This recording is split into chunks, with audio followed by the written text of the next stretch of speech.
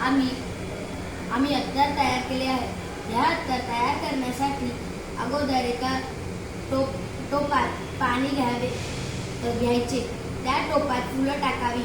फुलं टाकल्यानंतर ती उकळून घ्यावी। उकळून मग ती गाळून स्प्रेच्या बॉटलमध्ये टाकावे।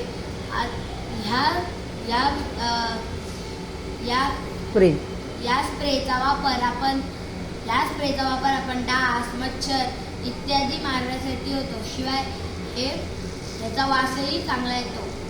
या देवाला वाहिलेल्या फुलांपासून व हारांपासून आपण धूप तयार केले आहे। हे धूप तयार करण्यासाठी आपण एका तव्यात ही फुलांचे पाकळे करून टाकले आहेत। हे फुलांचे पाकळे चांगले खरपूस भाजून घ्यायचे व ते भाजून घेतल्यानंतर ते एका मिक्सरच्या भांड्यात टाकायचे। मिक्सरच्या भांड्यात टाकल्यानंतर त्याला चांगले बारीक करून घ्यायचे। बारीक करून घेतल्यानंतर त्याला चांगले छानायचे।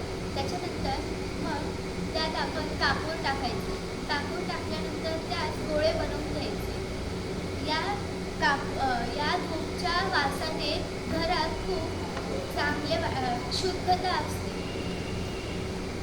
आज मी या हारांपासून व देवाला वाहिलेल्या फुलांपासून मी आज ही शुद्ध रांगोळी तयार केली आहे। ही रांगोळी बनवण्यासाठी आपल्याला एका टोपात पाणी, अर्धा कप पाणी आणि 2 फुलांच्या पाकळ्या घ्यायच्या आहेत। ती पाकळ्या उकळवायच्या।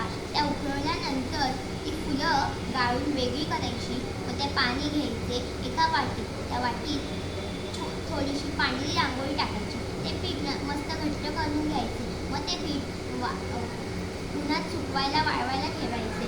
मग नंतर आपली शुद्ध रांगोळी तयार झालेली आहे।